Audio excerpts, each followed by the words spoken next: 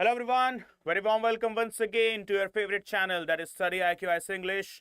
I am your educator Praveen Mishra, and we are going to proceed with today's The Hindu analysis, that is 2nd of April 2025, right?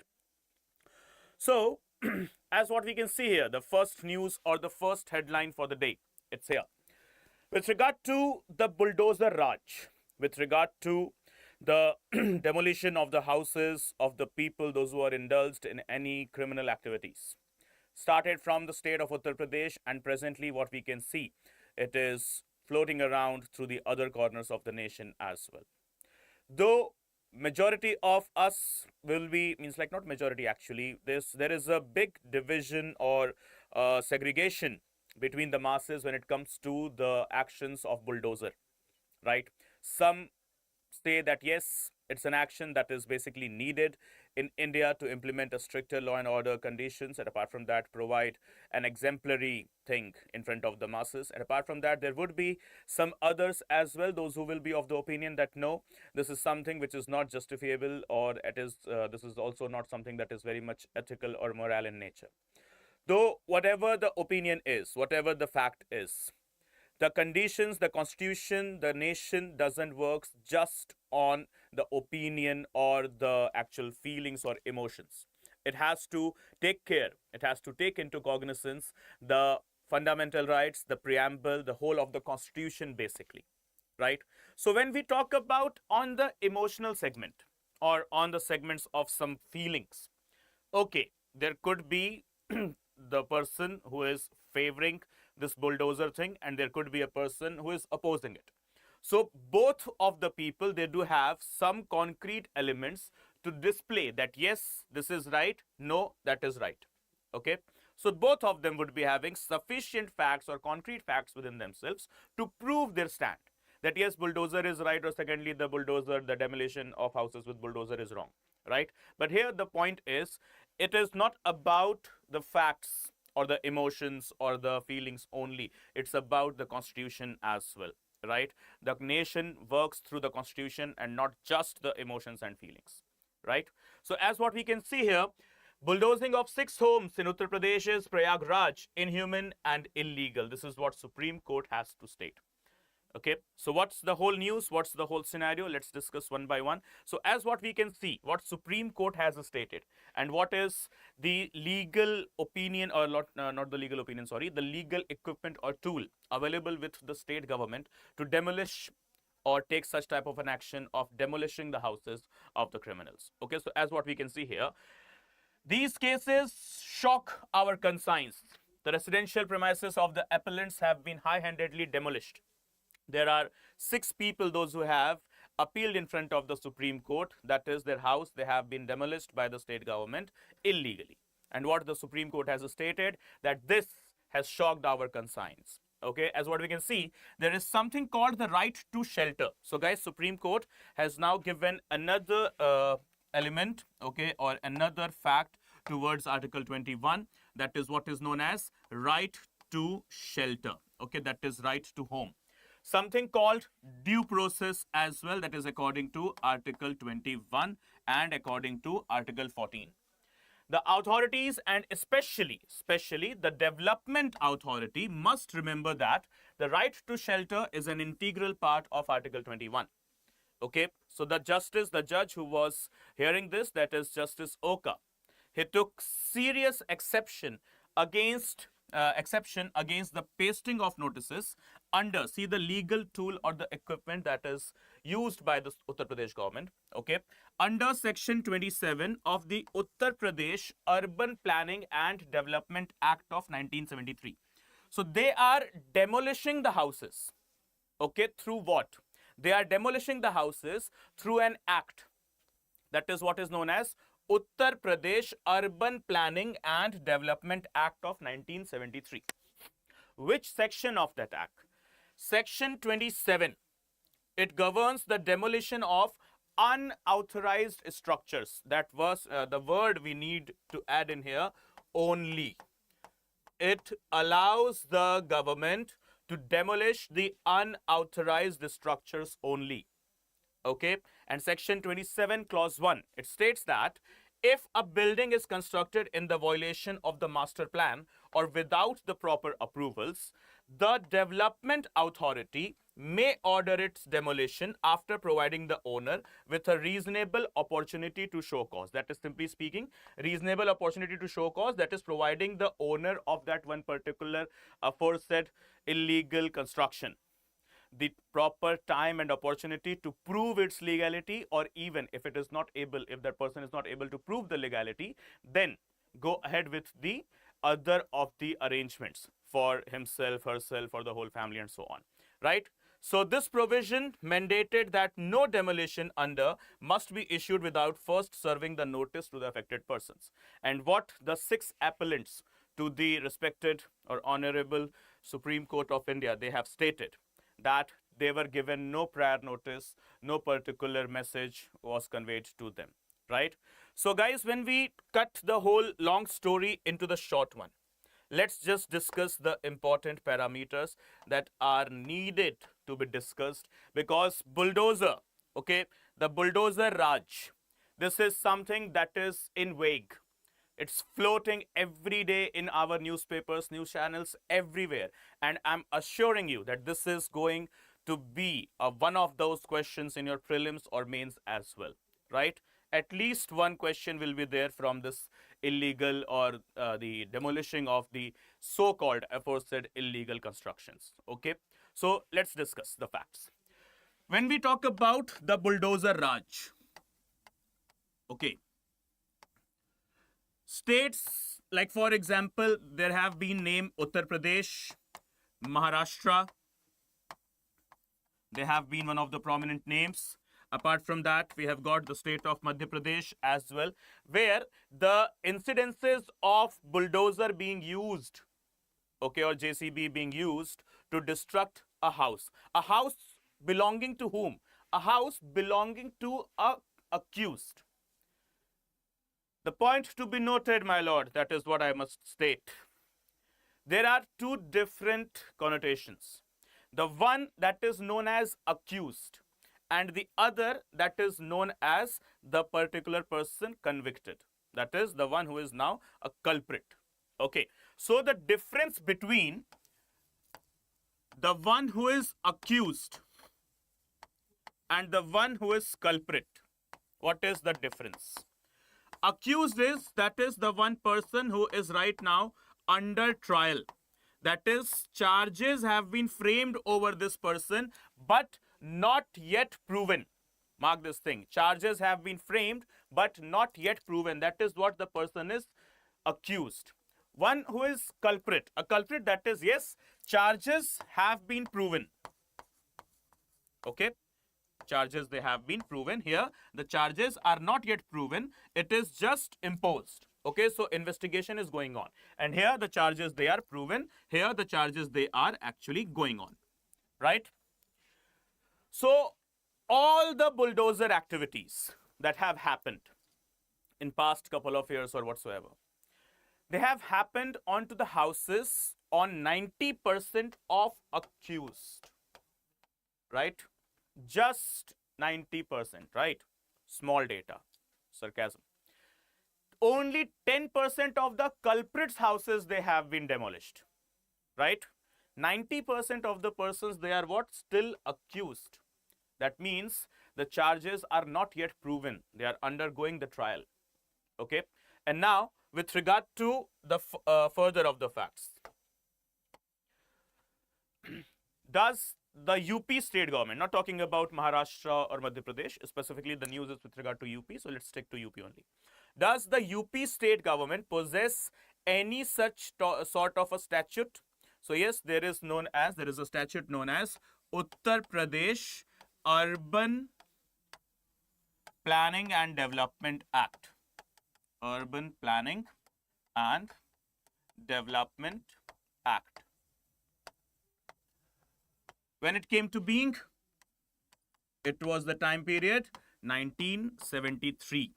And according to section 27, okay, any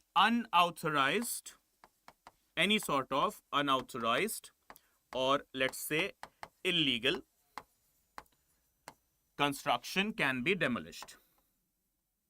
Okay, construction can be demolished by the state government. Right? On the opposite side, what section 27's clause 1 has to state? Okay, that is provide proper time to prove the legality, and in case they fail to prove the legality, then provide the time for the sake of arrangement of the other shelter. As because the next thing that is to be marked here, what Supreme Court has stated freshly here, that is right to shelter. It is also part of Article 21 of the Indian Constitution. Okay, so what we have got the right to shelter as well. Okay, so this is what has happened so far. Okay, now moving on to the next one, that is the next headline, the next news important for us. Here we go.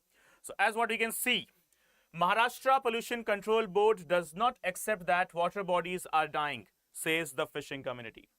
The Maharashtra Pollution Control Board has been put to question that there are water bodies that have encountered a high BOD or the high COD, that is chemical oxygen demand, and the biochemical oxygen demand, right?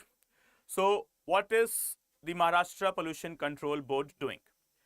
See, the one thing that we must discuss before proceeding into the understanding of the particular topic, that is the state as in according to Article 12 or as in according to Article 36 as well. When we talk about the state or when we talk about simply the government, they must focus that, okay, politics is there, vote bank politics is there, elections are there, okay, that's fine. But the priority should be always given to protection of nature, protection of natural resources. If in case there is absence of nature, absence of greenery, absence of any such type of natural resources, there will be absence of humans as well on this planet in the not so very distant future. If you remember a couple of classes back, I guess on Friday, we were discussing about a particular glacier that has melted, it has wiped out, okay, into the Pacific Ocean itself, right? How in the just last 3 decades, global warming has melted a whole of a glacier, right? And in yesterday's session as well, we were discussing about that, how an ice cap, actually a glacier is now turned into an ice sheet. It is not even a glacier anymore, right? So why all of these problems are existing? The problems are because of the ignorant attitude of the governments, not just nationally, internationally as well, when it comes to the protection of environment, nature and environment. I don't remember exactly where this news belongs to. I'm forgetting the name of the country. Okay, probably I guess it's a South American country somewhere. A World Economic Forum, and apart from that, environmental forum. Okay, a forum for the sake of environmental protection was to happen, and for the sake of the arrangements of those forums, that particular country destroyed some lakh trees in order to make the road. See the irony. The arrangements they were making, the arrangements they were doing for the sake of what? For the sake of a forum that is based on environmental protection. And for that forum, environmental protection forum, they destroyed some lakh trees. They cut down some lakh trees to make a road for the delegates, those who will be coming. So this is our view. This is our vision. This is our attitude towards environment. So governments should be always focusing that if you want to rule, okay, rule, but where you will rule in the world, and what is the genesis or core of the existence of this world? Mother Nature. If you compromise with nature, then it's all done. Tata, bye-bye. It will be all, gone. Okay. So this is now the news here. Maharashtra government, I will say that yes, they're doing good. It's not like that they're not doing good. Okay, they're fine. But yes, one thing that have been an element of ignorance always, that has been the concept of natural preservation of the natural resources. Okay, preservation of the natural resources. And one such thing has come into the light here when you can see what the complaint has stated. The total dissolved solids were found 2,998.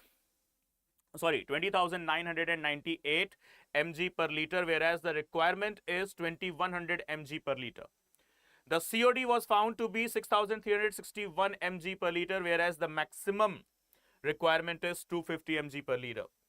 The BOD, that is biochemical oxygen demand, was reported to 2,140 mg per liter, whereas the maximum requirement is just 20 mg per liter. So it is diminishing the water body. And what is the actual water bodies that are in name? That is one thing which has been in continuous news as well, that is known as Nhava Sheva Creek. Okay, so guys, please mark this thing. Okay, where is this news coming from? It is coming from a location that is known as, firstly, it is Diwali Creek. Okay, Diwali Creek is based in Navi Mumbai. And apart from that, there is another creek as well that has been in news here, that is known as Nhava Sheva Creek. What is Nhava Sheva Creek and why it is in news as well? So as what we can see, it is also named as the Thane Creek. Okay, when we talk about Nhava Sheva Creek, it is also named as what? The Thane Creek. It is a body of water, that is a water body that the Mumbai Trans Harbour Link, MTHL in short, also known as the Atal Setu, crossed to connect Mumbai with Navi Mumbai, including a very wonderful port there that is known as the JNPT, Jawaharlal Nehru Port. Okay, so guys, please make it clear. The water body is contaminated. Which water body? That is the Nhava Sheva Creek. And what is this Nhava Sheva Creek, also famous as Thane Creek? This is the very same Thane Creek on which the Mumbai Trans Harbour Link, that is MTHL, has been established. This MTHL, also known as what? Atal Setu, over which a very famous port of India is one also there, that is Jawaharlal Nehru Port. Okay, Jawaharlal Nehru Port we talk about, or this Atal Setu actually. Atal Setu is presently India's longest bridge, right? Atal Setu is presently India's longest bridge. But before the construction of Atal Setu, which bridge was considered as India's longest bridge? So it's a variation, please note it down. Okay, before Atal Setu, before, okay? Right now, present India's longest bridge, when we talk about, it is Atal Setu. And before Atal Setu, that is right now, it is the second one, okay? It is the Bhupen Hazarika Setu, or the Bhupen Hazarika Bridge, okay? Where it is in Assam. And later on into the comment section, you will tell me that which two distinct areas of Assam was Bhupen Hazarika Bridge connecting, okay? So not right now, not into the comment section right now, not into the chat box, that is post class. That is after class, you will have to tell me the Bhupen Hazarika Bridge used to connect which two cities? Not used to connect, actually it's still connecting because the bridge is under operation only. So Atal Setu, presently India's longest bridge. Before that it was Bhupen Hazarika Bridge, where it is in Assam. So Assam, which two different locations it was connecting? It's your homework. Okay, so now talking about Atal Setu. Okay, simply the Atal Setu. So Atal Setu is the longest bridge in India and also the longest sea bridge in the country. That is, as you can see, astonishing data, 21.8 kilometer long, 6-lane bridge having 16.5 kilometer length over sea and about 5.5 kilometer length on the land, right? So in total, 21.8 kilometer, out of which 16.5 kilometer is over the sea itself. Okay, longest bridge of India. Next, the bridge originates from Seuri in Mumbai and ends at Nhava Sheva in Uran Taluka in Raigad district, that is Maharashtra itself. Okay, so Nhava Sheva. Okay, Nava Sheva, it is also a creek. Okay, a water body that is basically a creek, right? Next, the project is financed by Japan International Cooperation Agency, which has funded 80% of the total project cost, whereas the remaining 20% came from 10% from states and 10% from the state of Maharashtra and 10% from the central government. Okay, so Atal Setu has been made with the help of a company that is based in Japan, in short JICA, that is Japan International Cooperation Agency. 80% of the money has come from JICA, that is Japan International Cooperation Agency. The rest 20% is from India, and in that 10% from the central government and the rest 10% from the state government. Okay. Next, here we go. 2,988 drugs in West Bengal declared substandard. Okay, so the next headline, the next news for us in the picture. Okay, here we have a statement has come that is nearly 2,988 drugs, specifically just in West Bengal. It is not even the data that is covering the whole nation. Okay, alarming data, disturbing data. Okay, it is not even the data that is covering the whole nation. Once again, it is just for our state of West Bengal, right? And what is the statement is here? Okay, what is the statement? 2,988 drugs that are rolling into the markets of West Bengal for the purpose of the common use of the common masses. It is of substandard, that is, it hasn't qualified to be a proper medicine or a drug as well. Okay, it has failed the quality test. Simply speaking, they are fabricated, adulterated, not fit for consumption. And nearly 2,988 of them are there, and out of which crores and crores of the medicines would have been made, that have been circulated as well, and the people would be using them as well. So understand how dangerous it is for the wealth, for the health actually, for the wealth and health both as well, right? So as what we can see, the whole news, West Bengal has witnessed a surge in substandard and spurious drugs over the years, with 2,988 drugs being declared not of standard quality just between 2023 to 24, according to the government data itself. This is not a data given by any private entity where we can say, okay, it would be, because of some hostile intentions or some, profit, something like that. No, absolutely not like that. It is a data given by the government itself. And which government body? So it is CDSCO. What is the name of the body? CDSCO, that is Central Drug Standards Control Organization and Drugs Control Directorate. Okay, so guys, make it clear who has given this information. It is Central Drug Standard Control Organization and Drugs Control Directorate. So let's see the whole scenario with regard to the CDSCO. What is this? So first of all, it is the National Regulatory Authority. Okay, so it comes under the purview of the Regulatory Authority of India for the medical devices industry under the provisions of the Drugs and Cosmetics Rules. Okay, working under which ministry? Ministry of Health and Family Welfare. And apart from that, under the Drugs and Cosmetic Act, the CDSCO is responsible for. Okay, when you talk about the Drug and Cosmetics Act, the CDSCO is responsible for the following 5 things, okay, that has to be performed by CDSCO only. That is what? Approval of new drugs, first thing.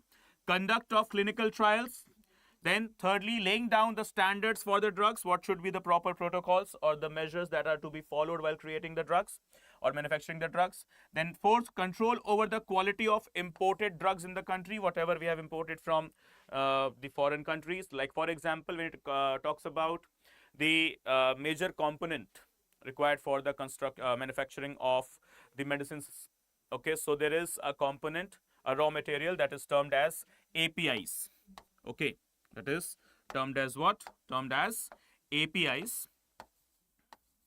And these APIs majority of it, like around 70 to 80% of the APIs, that is the raw material required for the manufacturing of medicines, okay, we do import it from China. So, simply speaking, the CDSCO is also having the duty to control over the quality of the imported drugs in the country. Imported drugs, let it be name imported, okay, not exported. Then fourth and the fifth one, sorry, coordination of the activities of the state drug control organization. So we have got the CDSCO, and so we have got the SDSCO as well. Okay, so under the Drugs and Cosmetics Act, the CDSCO is responsible for the five things. What are these five things? Once again, approval of the new drugs, conduct clinical trials, laying down the standards for the drugs, then control the quality of the imported drugs, and apart from that, coordination with the activities of the State Drug Control Organization. Okay, so these are what the parameters that are given to the CDSCO through an act. What is the name of the act? Drugs and Cosmetics Act. Working under which ministry? Ministry of Health and Family Welfare. That's it. So, next one into the picture. What is the news here? Okay, as what we can see.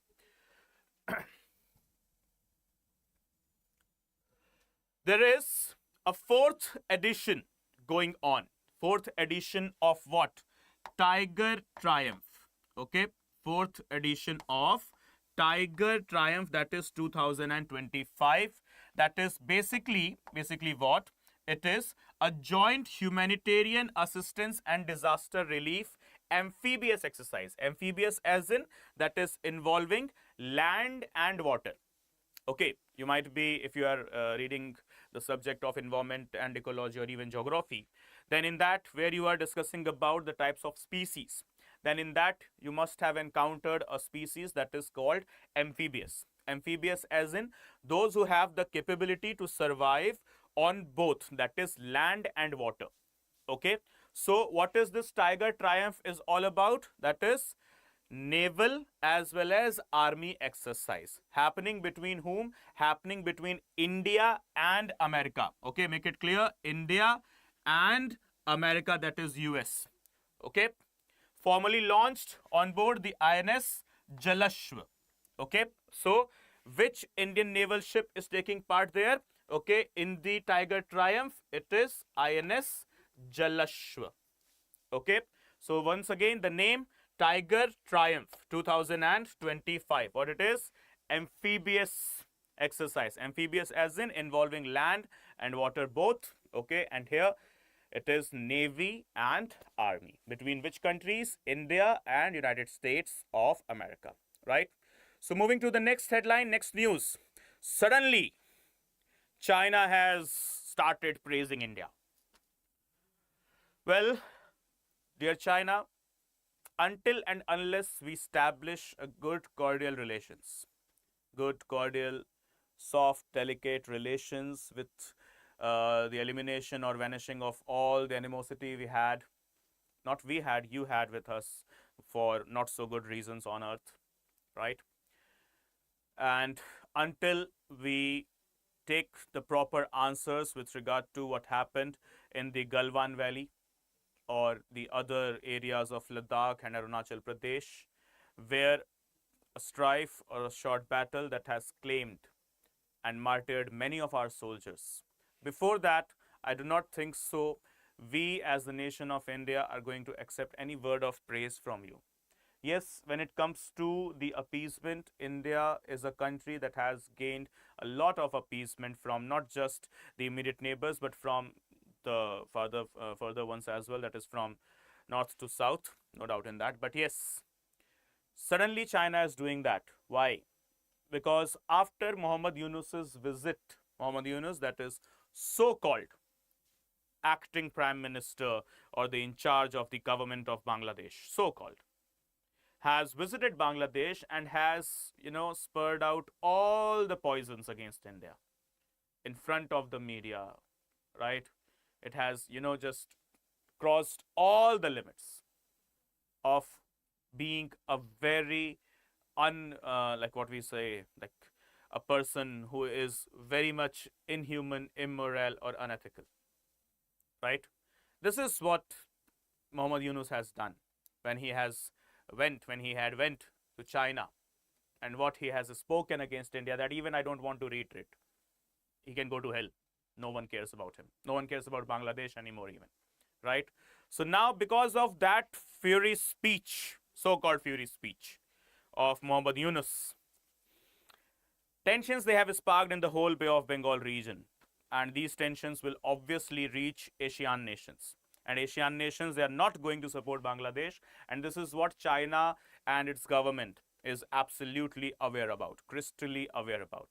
And hence now, suddenly what you can see, China has started praising India, Indian diplomacy, Indian everything.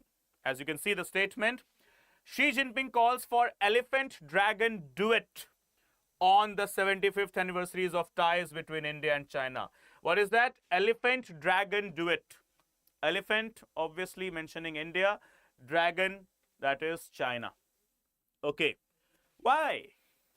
How do you even expect Mr. Xi Jinping? How can you be so, downgraded with your vision or with your thoughts here and with your statements? I think those who are writing your speeches are, intoxicated, probably.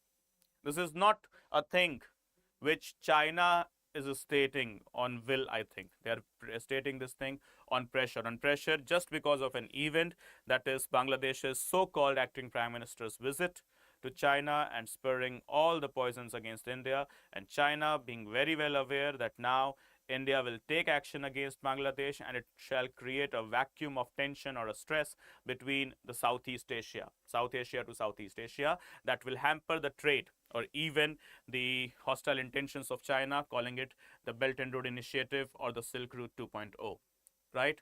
So for sure, 9-line has now been discussed a number of times, and in fact, the UN bodies have itself declared that Chinese occupation towards the 9-line areas of South China Sea from partly to partial islands, they are illegal. And hence, now China knows it very well that India will use the concepts of Spratly and Paracel Islands and will accuse China, along with Bangladesh, of disturbing the peace and tranquility concept in the South Asia to Southeast Asia. And for sure, China is aware that Pakistan has now got a downgraded image. Its statement will be of no use, will be of no logic, will be of no rational. And apart from that, Sri Lanka, just coming out of the debt trap, will also be not favoring China at any cost. And so does the other Southeast Asian nations, right? So this is what China is aware about. And so the statement has come forward that it is the time for the duet of elephant-dragon, right? Elephant and dragon. So when we talk about the whole news, nothing much in this whole news to be discussed, but yes, a phrase that has come out from this news is this one. Pas de deux. Chinese premier has stated pas de deux between elephant and dragon. And what is this pas de deux? Pas de deux, it is a dance happening between two people, a dance performance or a duet. Okay, that is basically involving two people, typically a man and a woman. Okay, so a phrase, a Latin phrase basically, okay, that is pas de deux. Okay, this is what Xi Jinping has took. It's time for the pas de deux between elephant and the dragon. No, elephant denies. And why elephant? So it refers a book.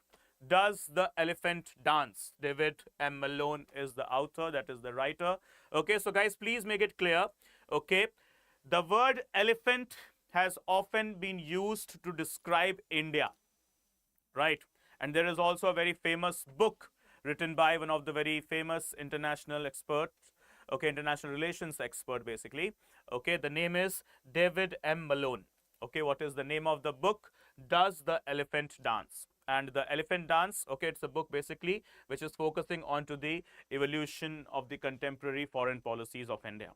Okay, so though if it is, with regard to an international personality, a foreign personality, okay, but still has given good clear facts into this book. The name is Does the Elephant Dance? Okay, written by whom? David M. Malone. What is the basic theme of the book. It is focusing on India's foreign policy, the contemporary Indian foreign policy. Okay, so coming to the next headline, the next news for us here, it's here. INS Tarini reaches final stopover of global circumnavigation. INS Tarini, that is an all-women naval ship. Okay, all-women naval ship. Remember, all naval officers are there, those who are women only. And what is the name of the ship?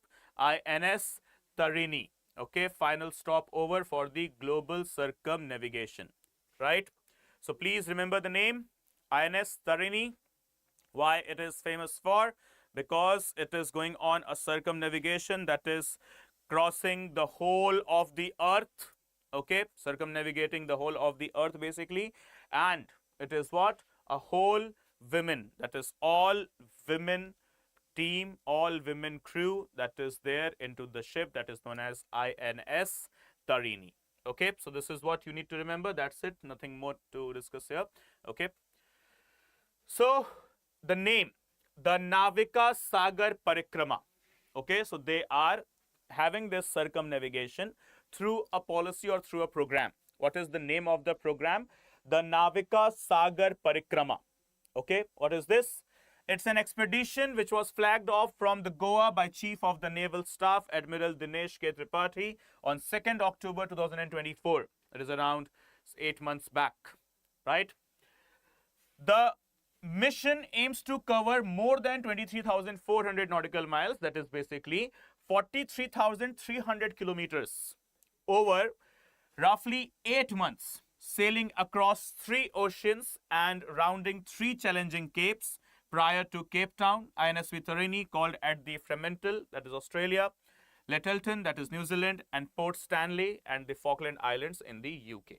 Okay, so expedition is scheduled to conclude upon return to Goa in May 2025. So INS Tarini, okay, going for the circumnavigation of the globe and through the program that is known as what? The Navika Sagar Parikrama. Okay, what is the name of the program? Navika Sagar Parikrama. Okay, so next, INS Tarini. With the facts on INS Tarini, it is an indigenously built 56-foot sailing vessel commissioned into the Indian Navy in February 27 and has undertaken several such expeditions previously as well. So INS Tarini, absolutely built indigenously, that is absolutely made in India. Okay, how much long it is? It is 56 foot, though that's the data not much important. But yes, the fact that is important is absolutely made indigenously. Okay, no such support or any type of technical assistance or any such type of assistance has been taken by any other foreign country, company, government, whatsoever. Right? So moving to the next news here. Move SEBI for transparency in FPIs or AIFs, Supreme Court tells Mahua Mitra. Okay. See, Mahua Mitra is not the name here that is to be discussed. Okay. What is the news is? What the news is literally, okay, that is Supreme Court has told Mahua Mitra to go to, SEBI, that is Securities Exchange Board of India, in order to have the discussion on two things, that is FPIs and AIFs. So not going into the political dimensions, who is Mahua Mitra, why she is in too much news, and what is the whole scenario, what is the whole case, nothing. That is not needed because that is into the political dimensions and we need not discuss politics. Okay, but yes, the two phrases, the two terms that has come from this news, that is first one is the FPIs and the second one will be AIFs. So what are the FPIs and AIFs? So here we have got the answer. Okay. So when we talk about FPIs, that is foreign portfolio investment. Okay, it refers to investment made by a foreign entity. Obviously, that is why the name foreign portfolio investment in India. Okay, foreign entity in the financial assets of a country. That is basically this time India. Okay, such as stocks, bonds, or any other types of securities. Okay. Unlike foreign direct investment, it is different from FDI. It is not FDI, it is different from FDI. And what is the difference? FDI, which involves acquiring a controlling stake in a business. FPI is more passive and typically involves a short-term investment horizon. The primary goal of FPI is capital appreciation and access to a diversified portfolio of a financial asset. So, cutting the long story into the short one, understanding it in a simpler way, FPIs, that is foreign portfolio investment. It is done by whom? It is done by basically any foreign entity. It could be a government, it could be a private entity, that is a private as well as a private entity. It is different from FDI. It is not FDI, it is different from FDI. Like for example, FDI involves controlling of the stakes, okay, and it is long term. Whereas in FPI, no control of the stakes are there, okay, no such control of the stakes are there. It just involves some short-term investment, and once the profit or the dividend is received, the portfolio is also discontinued, okay. So in FDI, we have got control of the stakes. In FPI, we do not have any control of the stakes. We just invest, okay, in what? In any sort of stocks, bonds, or any government securities or whatsoever, right? And it is specifically for short term. So the basic difference, FDI long term, FPI short term. Okay, FDI controls the stakes, whereas FPI doesn't controls the stakes. So this is what foreign portfolio investments is. And the next one that is in the news, AIFs. That is what? AIFs, okay. Alternative investment funds. And how do I define alternative investment funds? So they are privately pooled investment vehicles that collect funds from investors. Okay, pool of funds that collects funds from investors, whether Indian or foreigner. Okay, so foreign policy, FPI, okay, foreign portfolio investment, it is specifically for the foreign entities, whereas AIFs, it could be, it's basically what? To just define AIF in layman term, it is the pool of funds. Pool of funds, that is some different types of funds, or some different funds are there that are collected from different people, company, entity, or whatsoever, and they are clubbed all together as one. So this clubbing of the different funds collected from different people, they are known as the AIF, or the alternate investment fund. So they are privately pooled investment vehicles that collect funds from whom? From the investors. They could be either Indian people or could be foreigner as well. And what is the purpose of collecting the funds? For investing in various asset classes. Like it could be a private equity, it could be a venture, it could be any type of a real estate, a hedge fund, or whatsoever. Okay. So a pool of funds collected by different investors. These investors could come from India as well as outside India, that is foreign. Okay. And for the sake of investing where? It could be, once again, a private equity, venture capital, okay, a company basically. It could be also a real estate, that is a property. It could be also hedge funds, etc. Right? Then, unlike traditional investments such as mutual funds or stocks, AIFs, they offer exposure to alternate investment opportunities. Like for example, if I have invested in mutual funds, then my boundary is set that now I can just deal in those mutual funds only. But when it comes to AIFs, it provides diversification and potential for higher returns. That is, let's say for example, I have invested some money in real funds through the AIFs. Let's say I want to switch that fund from real estate to a venture capital. I can do that as well without any extra surcharge or any such type of levy. Okay. AIFs, okay, do not include funds that fall under the SEBI Mutual Funds Regulation Act of 1996. So simply mutual funds are different and AIFs are different. Okay, they are not considered as mutual fund through the SEBI Mutual Funds Regulation Act of 1996. Apart from that, SEBI Collective Investment Schemes Regulations of 1999 or any other regulation established by SEBI for managing fund activities. Okay, that's it. Mutual funds are different, AIFs are different. Mutual funds, though there is a word mutual that is involving multiple parties, okay, that is a different aspect that you will read in your economics. But here AIFs, it is not mutual funds. It is the pool of investment collected from the indigenous or the Indian or the foreign nationalists for the sake of investment in any type of a further private equity, venture capital, real estate, or whatsoever, right? And you want to switch, you have the authority to switch as well. And AIFs in India, they are regulated by the Securities and Exchange Board of India through the SEBI Alternate Investment Regulation Act of 2012. Okay. So these are the two terms that we have encountered because of the Mahua Moitra case. Okay. Next comes into the picture here. From gene to wings, decoding the mitigation pattern of painted lady, migration pattern, sorry, not mitigation, migration pattern of painted lady butterflies. Okay. A very big news, a very big article, but from our UPSC CSE perspective, from prelims as well as mains. Let's cut the whole big thing, okay, into the shorter things, that is, let's very crisp and precise. Okay, let's just focus on what is needed. So now you have this first information with you, that is, there is a species, a type of a butterfly that is named as painted lady butterfly. Okay, what? Now you are aware that there is a species, okay, that is named as, in the butterfly, that is named as painted lady butterfly. Okay, so here we go. The painted lady butterfly, also known as thistle butterfly, and it is having a scientific name as well, Vanessa cardui. Okay, Vanessa cardui, painted lady butterfly, or thistle butterfly, they are all same.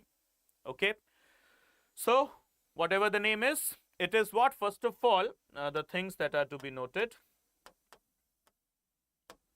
Okay, so what is the name? Painted lady butterfly, also known as thistle butterfly, and the scientific name is Vanessa cardui.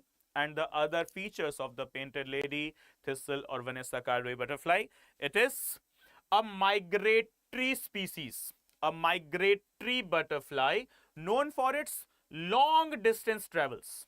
It travels thousands of kilometers. Yeah, butterfly, right? Here, thousands of kilometers it can fly.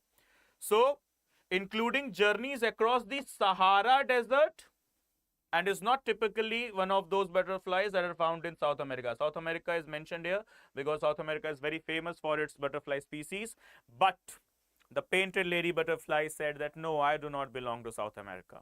I belong to all other regions, but I will not go to South America. This is what painted lady butterfly or the thistle butterfly or the Vanessa cardui butterfly has stated. Okay, I will go to every continent, but not South America, and not even the chilly continents or the chilly areas as well. Chilly areas as in cold areas. Okay, so talking about the location, found everywhere from and crossing through Sahara Desert to other areas as well. But yes, it is not found typically in South America. Okay. So let's discuss the MCQs related to the topics that we have discussed today. Okay. So the first question here, consider the following statements regarding Article 21 of the Indian Constitution. Guys, I request you all, please be very active when answering. Okay. So ready? Shuru kare? Let's start. Okay. Consider the following statements regarding Article 21 of the Indian Constitution. First, it guarantees the right to life and personal liberty to all persons, including foreigners. Second, it is enforceable only against the state and not against the private individuals. Third, the right to livelihood has been explicitly mentioned under Article 21. So what do you think? What is the correct answer? 1 and 2, 1 and 3, 1 and 3. 2 and 3, 1 and 3, and 1, 2 and 3. Come on, quickly. Go on.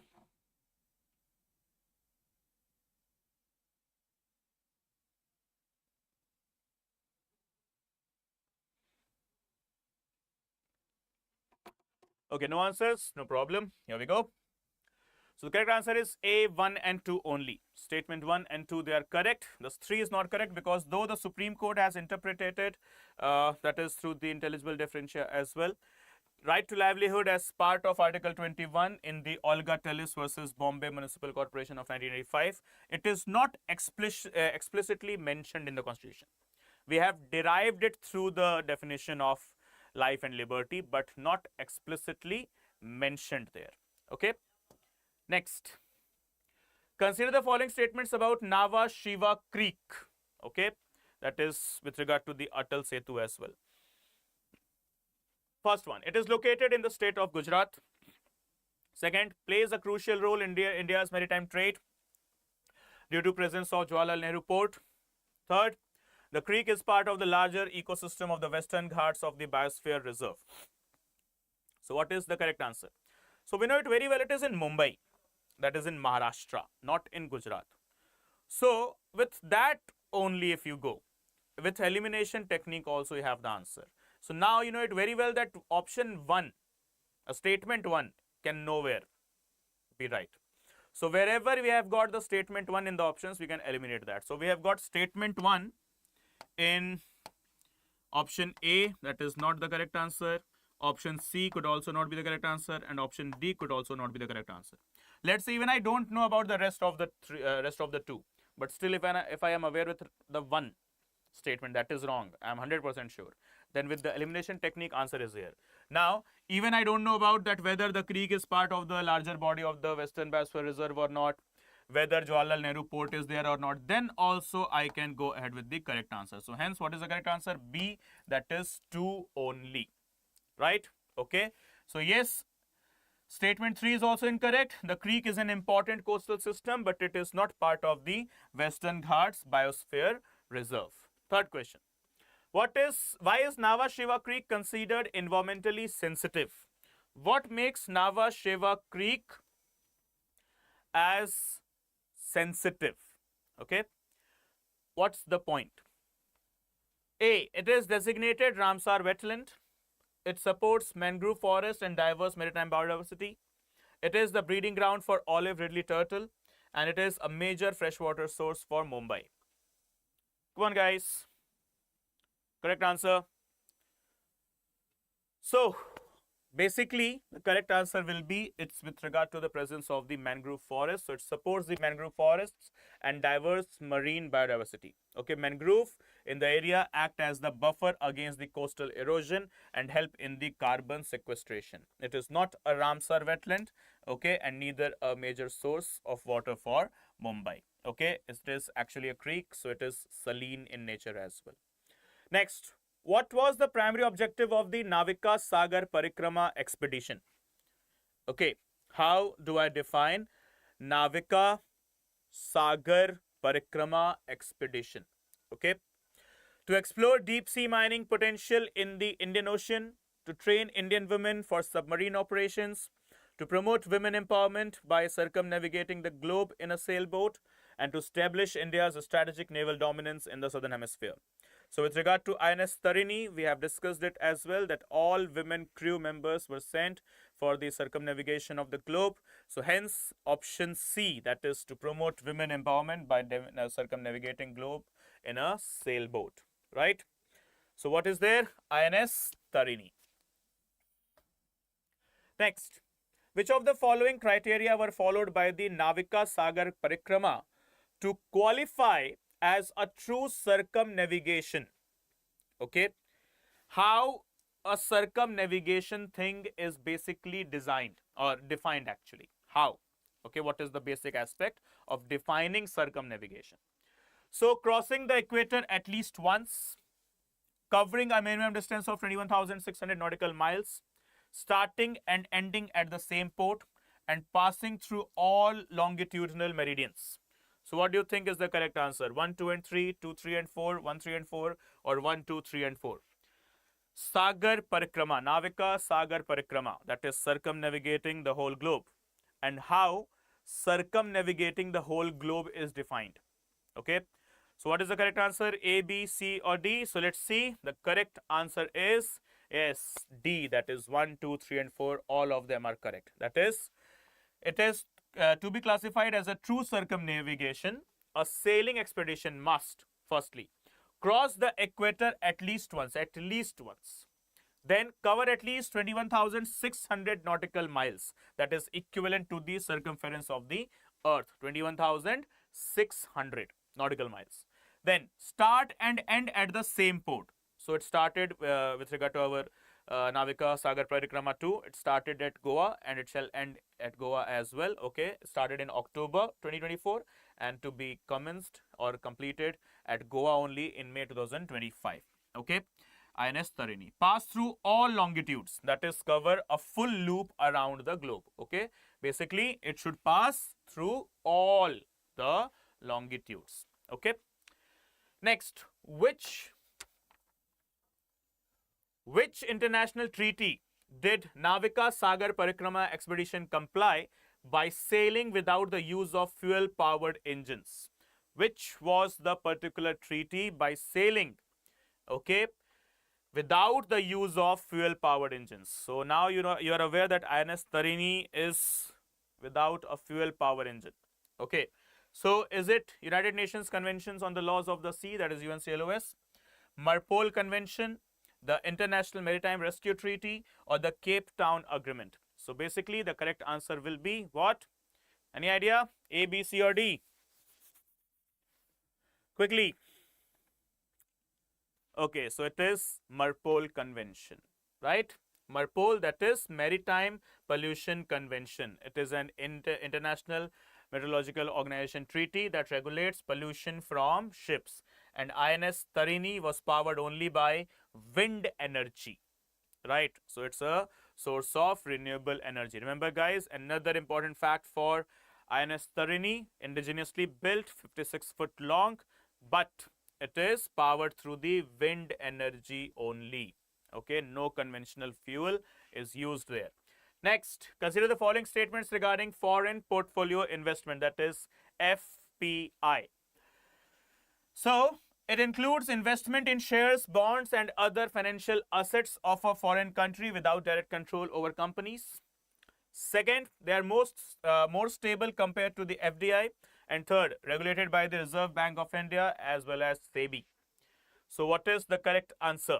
Okay, all of them, only 1 and 2, 1, 2 and 3, 2 and 3, what? Okay, so talking about the correct answer, so it is 1 and 3 statements. They are correct. The second statement is not correct as they are more volatile than FDI because investors can withdraw funds quickly, leading to the market crash, okay, or a market fluctuations as well. Okay, so FPI yes, the first statement is correct. Okay, it is referring to an investment in financial assets like stocks, bonds and mutual funds. And apart from that, we can see FDI is a stable, okay, but FPIs, they are not. Regulated by, yes, SEBI and RBI. Next, which of the following conditions can lead to increased FPI inflows into India? Which of the condition could lead to increase FPI inflow in India? Okay, influx. Higher interest rates in India compared to global rates. Then, strong macroeconomic fundamentals and GDP growth. Higher corporate tax rates in India compared to competing nations, or a stable and investor-friendly regulatory environment. Correct code 1 and 2, 2 and 4, 1, 2 and 4, 1, 2, 3 and 4. Yes, guys? Okay, no one is answering. No problem. So let's go to the correct answer directly. So the correct answer is C, that is 1, 2 and 4. Third statement is not correct, as in because if there will be higher corporate tax rates, then it will demotivate the investors, okay, as they will think that I will have to pay more taxes, then why should I go? So when we talk about the features, okay, high interest rates in India attract foreign investors looking for higher returns. As much as higher interest rate, as much as attraction of investors. Strong macroeconomic growth makes India a more attractive investment. And third, higher corporate tax rates, they discourage the investor as they seek better returns in low tax environments only. And fourth one, a stable regulatory environment reduces the investment risks and attracts the investors. Okay. According to the statement now, for the sake of AIFs, what are alternate investment funds? How do we define the alternate investment funds? So it should be as easy as possible. First, investment funds regulated by SEBI that invest only in listed companies. Funds that invest in asset classes other than stocks and bonds such as real estate, private equity, and hedge funds. Mutual funds that invest in an alternate energy source like solar or wind or something like that. Or D, government-backed funds that provide alternatives to traditional bank loans. So yes, guys, the correct answer, as simple as that, that is the funds that invest in asset classes other than stocks and bonds such as real estate, private equity, and hedge funds. Okay, so they are the pooled investment funds regulated by SEBI, and apart from that, it could have Indian as well as foreign investors both with them. Okay, next. Which of the following statements regarding painted blue lady butterfly, that is thistle, also known as Vanessa cardui, is correct? Okay. It is a species found only in the Indian subcontinent, known for being one of the longest migratory butterflies in the world, primarily nocturnal and is active during the night only, that is nocturnal, belongs to the family Pyraidae, which includes butterflies like common emigrant, so on. So what is the correct answer? Quickly, as we have discussed, longest migration in the insects is done by this butterfly only, that is painted blue butterfly. Okay, so the correct answer is option B, right? Known for being one of the longest migratory butterflies in the world. Okay, so it is found worldwide, not just in India, except the location of South America. So you can just mark this thing. Okay, the exception is South America. They are not found in South America. Okay, what it is famous for? Long distance migration covering thousands of kilometers from Europe to Africa and North America to Asia and so on. Flying butterfly. Okay, then it is diurnal, that is active during the day and not nocturnal, and it belongs to the family of Nymphalidae and not Pyraidae.